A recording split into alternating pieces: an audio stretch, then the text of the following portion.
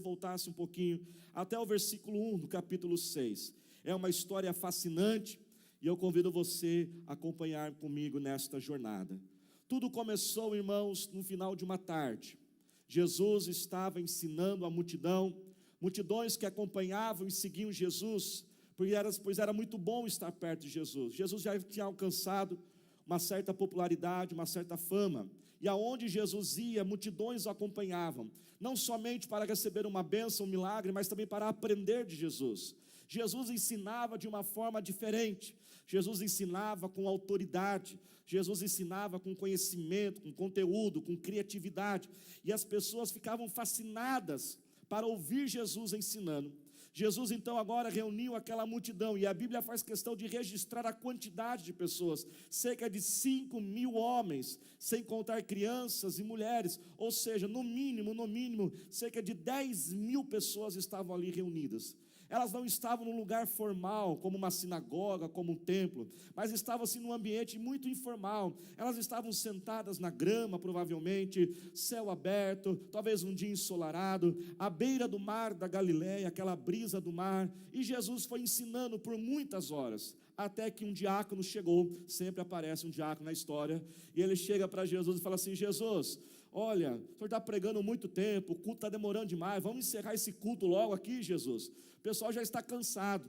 E Jesus falou assim: tá bom, vamos encerrar o culto então.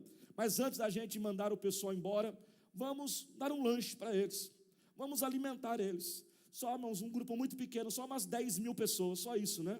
Eu imagino talvez aqueles diáconos mais sistemáticos, né? Já começaram a ficar nervoso. Mas que negócio é esse? Cadê o planejamento disso aqui? Jesus fica improvisando em cima da hora, fica pedindo assim as coisas. E Jesus falou assim: ó, vão aí e procura, vê o que vocês acham. Irmãos, no meio de 10.000 pessoas, eles só conseguem achar 5 pãezinhos. O pessoal comeu tudo o dia inteiro, a pregação foi longa aquele dia. E Jesus falou assim: tá bom, pega os 5 pães e alimenta. Jesus, como que nós vamos fazer? Não tem como, tal. Jesus, eu imagino Jesus, irmãos, ele pega aqueles pãezinhos e fala assim: tá bom, eu tenho que resolver tudo mesmo, né? Deixa eu dar um jeito nesse negócio aqui.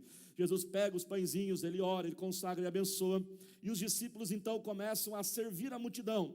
Irmãos, e algo sobrenatural acontece naquele lugar. O pão não acaba, quanto mais eles repartem, mais o pão aumenta, e o pão vai aumentando, o pão vai aumentando. Ao final, irmãos, toda aquela multidão é alimentada. Foi, irmãos, um grande milagre. Primeiro, aquele milagre foi grande porque ele foi à vista de todos. Quem está entendendo, diga amém. Não houve truques ali. Eles não estavam num lugar que tinha uma salinha escondida lá. Foi aos olhos de todos. Aquele milagre foi grande porque ele foi sem discriminação nenhuma. Todo mundo pôde comer. Não houve esse: olha, para esse pode, para esse não pode. Ali haviam pecadores, haviam estrangeiros, gente nova, gente velha, todo mundo comeu. Outra característica daquele milagre, irmãos, foi um milagre sem miséria. Não foi assim contadinho, não, cada um podia pegar um pedacinho, não. Todo mundo comeu. Eles comeram até não aguentar mais. Tanto que a multidão inteira foi alimentada, e ainda sobraram 12 cestos com pães. E foi de graça, irmãos. Quem gosta de comida grátis aí, né? E foi de graça, Jesus não cobrou nada.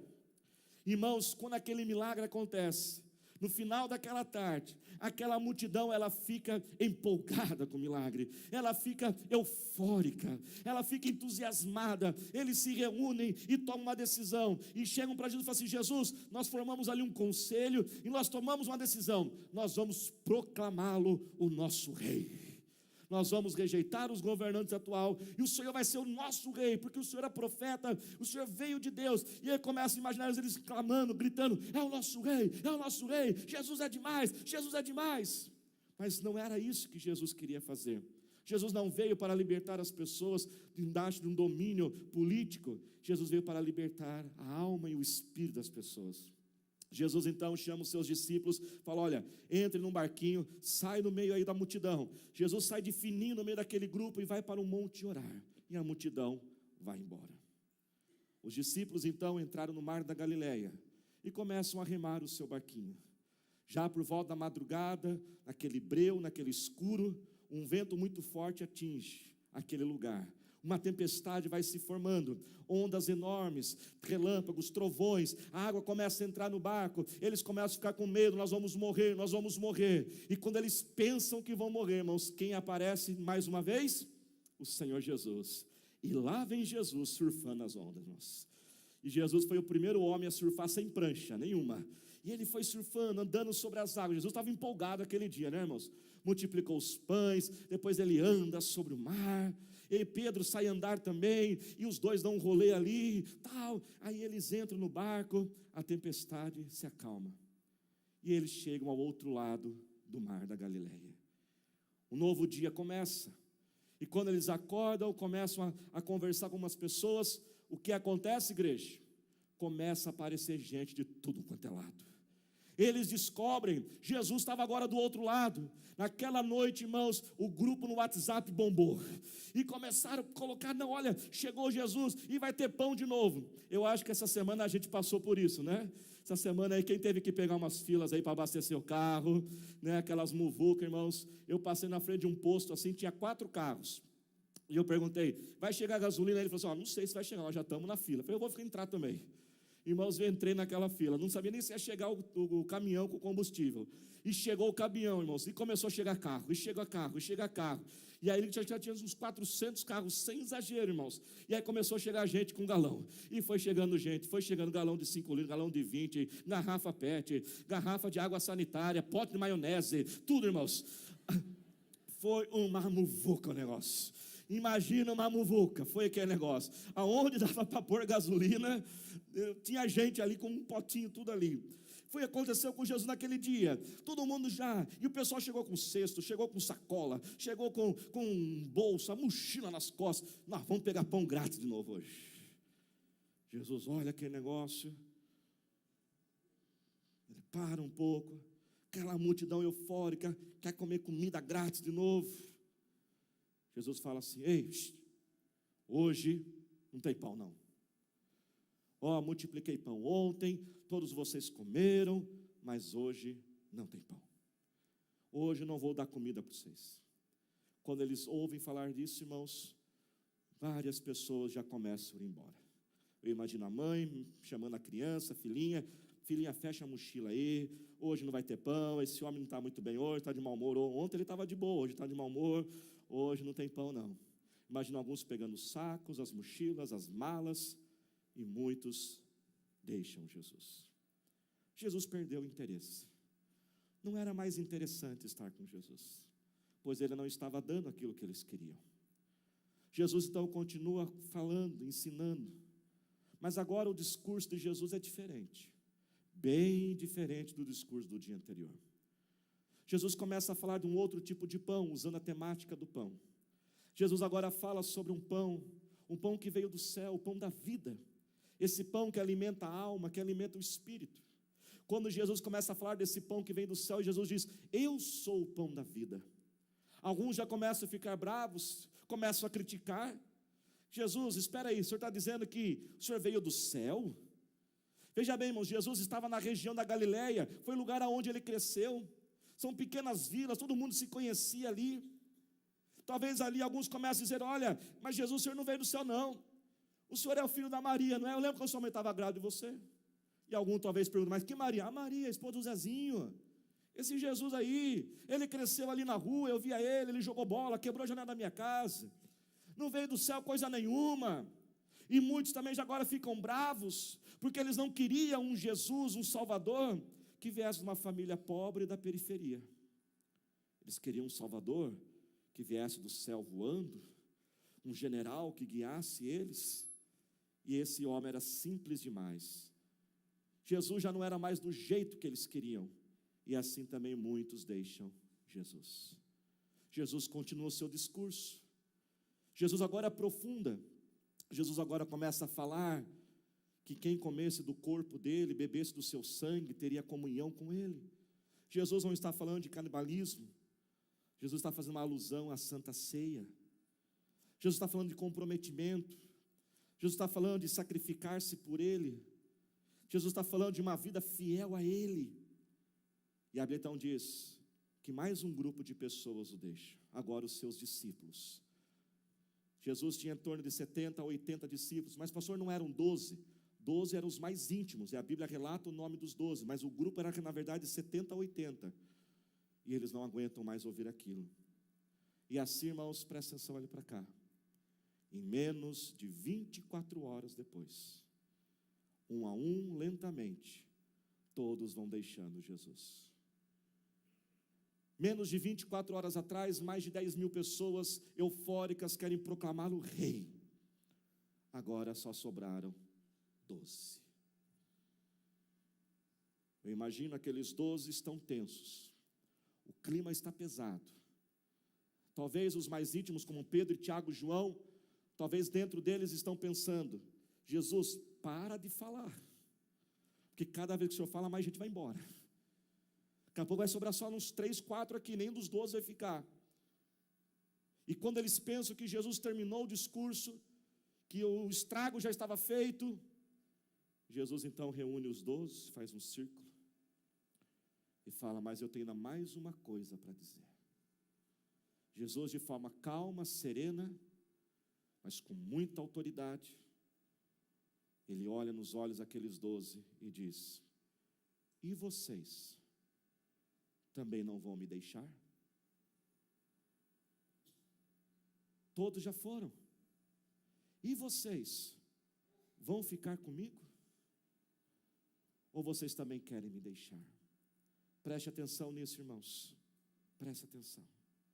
Nosso Deus, irmãos, Ele ama todos, amém, irmãos? E eu creio que o nosso Deus não desiste de ninguém. E também nós também não devemos desistir. Mas o nosso Deus, irmãos, não fica ansioso no seu trono. O nosso Deus não fica agitado no trono dele quando alguém decide largá-lo. Se nós olharmos a história do Jardim do Éden, quando Adão e Eva foram comer do fruto proibido, Deus olhou tudo e deixou-os comer. Se você olhar a parábola do filho pródigo, quando aquele filho pródigo vai pedir a herança para o pai, você lembra da história? O pai não fica, e o pai simboliza Deus, o pai não fica se arrastando no chão: não, meu filho, não vai embora de casa, porque se você sair de casa, vai acabar a minha vida, eu não sei mais o que fazer. Ah, meu filho, por favor, fica aqui. Não. O pai não faz isso. Com muita tristeza no coração, olhe para cá. O filho quer ir embora, pode ir. Judas, na noite que traiu Jesus, inquieto, talvez já até pensando o que iria fazer com o dinheiro da traição, o que Jesus diz para Judas? Vai, Judas, vai fazer o que você quer fazer. Deus, irmãos, não desiste de ninguém, mas nós devemos que entender: o homem com Deus alcança a salvação, o homem sem Deus, ele é condenado, mas Deus sem o homem ainda é Deus. Jesus então pergunta àqueles 12: e vocês, vão me deixar também? Aquela pergunta, irmãos, entra como um soco no estômago. Já fizeram para você uma pergunta que você não sabia o que responder? O silêncio, a tensão está no ar. Quando então um dos 12, Pedro, num passo de ousadia, ele dá um passo no meio daquele círculo, talvez as pernas tremendo, a voz embargada, olhando Jesus, talvez de baixo para cima, com muito temor. Ele responde então a pergunta de Jesus. E ele responde com uma outra pergunta, uma pergunta retórica. E diz: Jesus, para onde nós iremos, Jesus? Para onde que eu posso ir, Jesus? Pedro não está dizendo isso, irmãos, porque ele não tem uma casa. Não, ele tinha casa, ele tinha família, ele tinha profissão. Mas Pedro, irmãos, alcança ali uma revelação. Ele alcança esse entendimento. Ele fala: Jesus, eu não tenho para onde ir, porque só o Senhor é que tem as palavras da vida eterna. Tu és o Cristo, tu és o Messias, tu és o Santo de Deus, e eu não posso te deixar. Pedro, irmãos, alcança 3 revelações, que todos nós temos que alcançá-las o mais rápido possível em nossas vidas. Aquele que não alcançar essas revelações terá uma vida cristã medíocre, uma vida cristã que não irá se aprofundar, uma vida cristã que não viverá os planos de Deus. Aquele que não alcança essa revelação não amadurece, fica preso a picuinhas e pequenas coisas, ele vira um crente mimimi, um crente vidrinho. Aquele que não alcança essas revelações corre um risco muito grande de um dia também abandonar Jesus. Quais foram essas 3 revelações? A primeira revelação, irmãos, que Pedro alcança, e a minha oração é para que todos nós possamos alcançar nesta noite. Pedro tem a revelação que só Jesus é a verdadeira satisfação da sua alma. Põe a mão no seu coração e diga assim: só Jesus pode de forma verdadeira satisfazer a minha alma e o meu espírito. Que você alcance essa revelação. Pedro entende, usando o tema do pão, o pão que simboliza algo que nós comemos e saciamos, não é verdade? Pedro diz: Jesus, para onde eu vou? Para onde eu vou? Só o Senhor tem essas palavras. Pedro está dizendo: Jesus, eu não posso viver sem Ti, Jesus. Eu posso viver sem dinheiro, eu posso viver sem família, eu posso viver sem casa, eu posso viver sem emprego, eu posso viver sem status, eu posso viver sem respeito, eu posso viver sem ser adorado pelos outros, eu posso viver sem tudo isso, mas sem Ti, Jesus, eu não posso viver. Irmãos, quando nós alcançarmos esta revelação, nós iremos parar de buscar a satisfação na alma naquilo que o mundo pode oferecer. Muitos pensam que a vida bem-sucedida irá satisfazer sua alma. Olha, se eu alcançar, se eu for promovido, se eu tiver um salário melhor. Mas, irmãos, tudo isso é um engano, pois esse mundo não pode satisfazer a sua alma. Quando alguém conquista algo nesse mundo, irmãos, a alma não é preenchida, e rapidamente ele já quer algo maior e maior. Aquele que tem 1 milhão na conta, ninguém tomou posse aí não? Aquele que tem 1 milhão na conta, mas Jesus não o satisfaz, ele não vê a hora de ter 2 milhões. Aquele que está andando, irmãos, a pé, não tem dinheiro para o ônibus, ele pensa: se eu tivesse dinheiro para o ônibus, as coisas seriam melhores na minha vida. E quando ele está andando de ônibus, ele olha a pessoa passando de carro do lado e diz: se eu tivesse carro. E quando ele está no carro, diz: se eu tivesse um carro ainda melhor. Aquele que mora de aluguel pensa: olha, na hora que eu tiver a minha casa própria, aí eu vou ser feliz. Aí ele consegue comprar um apartamento, que é quase um apertamento. Aí ele começa a dizer: mas esse apartamento aqui não está dando certo, eu preciso de uma casa maior. E depois que ele está na casa, agora precisa de uma casa no condomínio. É assim, irmãos, o mundo jamais vai poder satisfazer sua vida. Muitos buscam essa satisfação no poder, no sucesso. Pensam que quando forem bem-sucedidos, aí serão respeitados, aí as pessoas vão querer estar perto deles. Mas triste ilusão, enquanto ele tiver o poder e o dinheiro, muita gente estará perto. No dia que o poder e o dinheiro se acabar, não fica ninguém por perto. E muitos que estão aqui nessa noite já viveram essa realidade. Quando você estava bem, como tinha amigos, né? Quando você estava bem, como você era o mais legal da turma. Mas quando não tinha mais nada, cadê aqueles amigos? Quando você ia no restaurante e pagava para todo mundo, quando fazia o churrasco na sua casa, quem precisa levar? Não precisa levar, não, eu vou pagar para todo mundo o churrasco aqui, só picanha. Aí tinha um monte de gente. Mas quando você não tem nenhum miojo para oferecer, pergunta se aquela turma vai na sua casa para comer miojo. Muitos pensam que os prazeres desse mundo vão satisfazer sua alma. E assim, irmão, vão saindo de relacionamento para outro relacionamento. Meninas ficam se entregando a qualquer rapaz. Rapazes se entregam. Outros vão para as drogas, para as bebidas, tentando satisfazer o que? A sua alma. Outros até mesmo na própria religião, na religiosidade, querem se satisfazer, e através de práticas e rituais e sacrifícios, mas não conseguem encher. Irmãos, a minha oração por todos nós que estamos aqui é que todos nós alcancemos essa revelação, que só Jesus pode satisfazer a nossa alma. Aquele que não alcançar essa revelação, irmãos, terá uma vida difícil. Aquele que não alcançar essa revelação vai trabalhar que nem um doido, vai entrar em dívidas, vai sair de um relacionamento para o outro, vai viver constantemente cobrando e exigindo as outras pessoas, vai se aprofundar nos prazeres da carne e irá viver tragédia após tragédia. Mas quando Jesus se tornar, irmãos, a nossa satisfação, tudo será diferente. Não será difícil acordar mais cedo para orar, porque na verdade você não vê a hora de orar. porque você tem essa revelação dentro de você. Quem está dentro, diga amém. Eu não posso viver sem Ele. Eu não posso começar o meu dia sem receber o pão que vem do céu, sem o meu maná que vem dele. Eu não posso começar o meu dia sem pedir a alegria no meu coração, a paz no meu interior, pois só Ele pode gerar isso dentro de mim. Quando nós tivermos, irmãos, esse prazer do Senhor sobre nós, não vai ser difícil ler a Bíblia, vai ser prazeroso estar na cela, nos cultos, mesmo quando não tiver bênçãos e milagres acontecendo.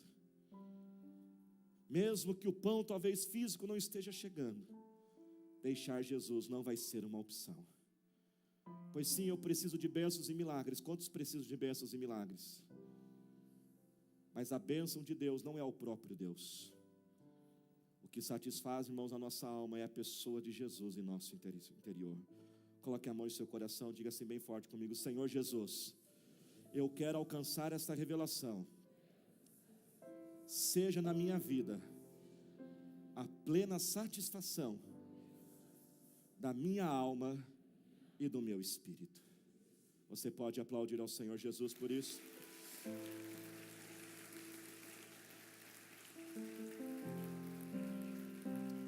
A segunda revelação que Pedro alcança, quando Pedro responde ao Senhor Jesus que ele não poderia ir para lugar nenhum, ele começa dizendo: Senhor, para onde eu irei?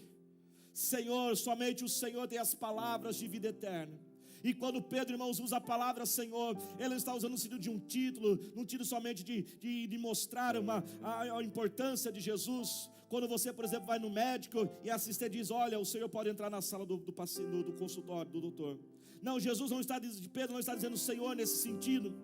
Ele diz Senhor no sentido de senhorio da sua vida, isso mesmo. Ele está declarando: Jesus, Tu és o dono da minha vida. E essa tem que ser a segunda revelação que todos nós temos que alcançar. Fazer de Jesus, irmãos, o Senhor da nossa vida, o dono da nossa vida. Eu sei que quando nós ouvimos isso, de ter Jesus como dono da vida, isso soa estranho aos nossos ouvidos, porque o mundo não fala nisso. O mundo prega a independência total. Você tem que fazer o que você quer, você tem que seguir os seus desejos, tem que fazer a sua vontade. E quando a gente ouve falar de ter um dono sobre nós, isso soa estranho, parece ser um peso. Mas na verdade, irmãos, ter o Senhor Jesus como nosso dono não é peso algum, mas é a maior alegria que nós podemos ter na nossa vida. Jesus declarou em Mateus 11: venham a mim os que estão cansados e sobrecarregados, e eu darei descanso e alívio para vocês. Tome sobre vós o meu jugo, que é suave, e o meu fardo, que é leve. Ter Jesus como Senhor, irmãos, é algo maravilhoso, pois quando você tem Ele como seu dono, significa que você pertence a Ele. Ele é seu e você é dele. Significa que você agora tem a garantia de que Ele vai cuidar de você, pois Ele cuida muito bem daquilo que pertence a Ele. Levante sua mão e diga assim comigo: eu sou dele e Ele é meu. Talvez você entrou hoje aqui sentindo-se abandonado, desamparado, sozinho na sua luta, mas isso é uma mentira. Você não está largado e abandonado neste mundo. Ele está com você, você pertence a Ele, e Ele vai cuidar de cada detalhe da sua vida. Salmo 27 diz: ainda que meu pai e minha mãe me abandonem, o Senhor não vai me abandonar de forma alguma. Você está sendo atacado, pessoas estão se levantando contra você, mentiras, calúnias, perseguições. Não tenha medo, pois Ele disse: 1000 cairão ao meu lado, 10.000 à minha direita, mas eu não serei atingido. Você está preocupado com a falta de algo? Precisa de um milagre de provisão? Irmãos, quando Ele é o Senhor da sua vida, você pode descansar à noite, você pode colocar a sua cabeça no travesseiro e dormir com tranquilidade, pois Filipenses 4,19 diz: o meu Deus, de acordo com as suas gloriosas riquezas, irá suprir todas as minhas necessidades. Talvez você sente que não vai aguentar, essa batalha está grande, essa luta está insuportável, e você talvez entrou hoje aqui pensando: pastor, eu não aguento, eu vou desistir, isso aqui é pesado demais. Escute essas palavras, preste atenção. Isaías 43, 1 e 2 diz: não tema, pois eu o resgatei, eu o chamei pelo nome. O Senhor conhece o seu nome, Ele sabe o nome do seu problema, Ele sabe o nome da sua adversidade. E Ele diz aqui, Isaías 43, presta atenção, olha para cá: você é meu. Quando você atravessar águas, eu estarei com você. Quando você atravessar os rios, eles não o encobrirão. Quando você andar através do fogo, você não se queimará, as chamas não o deixarão em brasas, pois eu estou contigo. Há desafios que estão à sua frente, desafios que vão além da sua capacidade.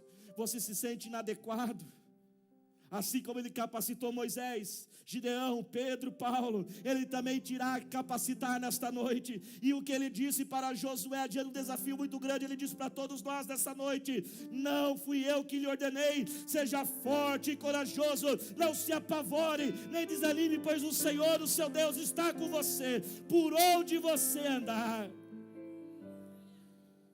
Problemas, adversidades, perseguições na sua vida, nós devemos lembrar, irmãos, uma das especialidades de Jesus.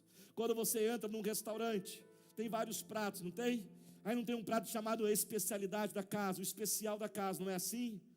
E uma das especialidades de Jesus, de quando Ele é o dono da sua vida, olhe para cá, Ele é especialista em transformar a maldição em bênção sobre nós.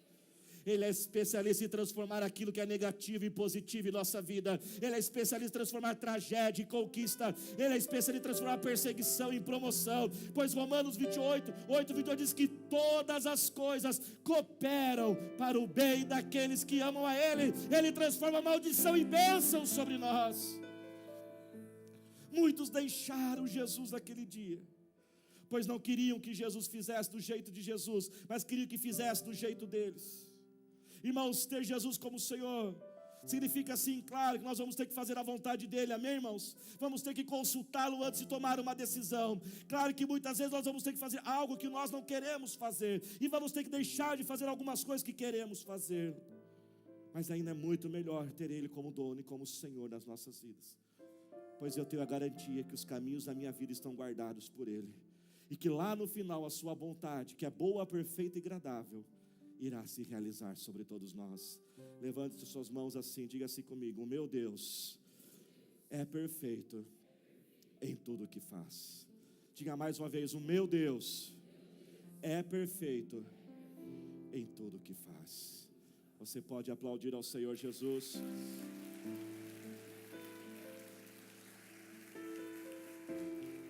Se coloque de pé neste momento. Coloque a mão no seu coração e olhe para cá, não se distraia. Muitos deixaram Jesus porque perdeu o interesse. As bênçãos já não eram mais como eles queriam. Muitos deixaram Jesus porque não queriam fazer do jeito de Jesus. Mas Pedro tem a terceira revelação. Ele não deixa Jesus como outros deixaram. Outros deixaram Jesus porque não queriam comprometimento com Ele. Mas quando Pedro declara: Tu és o Santo de Deus, Tu tens a eternidade, Pedro alcança a terceira revelação. Ele reconhece que Jesus é o verdadeiro Salvador da sua vida. A nós participarmos da ceia hoje, mas não somente hoje, por isso nós invertemos a ordem do culto, mas todo domingo de ceia, sempre esteja na casa do Senhor, e sempre deseje que essa revelação se aprofunde, pois essas revelações são eternas. Quanto mais se revelar, mais será revelado. Quanto mais você se aprofundar, mais você poderá se aprofundar. Que a revelação da cruz, que só Jesus é o único caminho para chegarmos a Deus, sempre esteja em seu coração. Que os nossos jovens, adolescentes, nossos filhos também tenham esta revelação. É o que eu mais oro por eles. O que eu mais oro pelos meus filhos, irmãos, não é o sucesso profissional, a carreira acadêmica deles.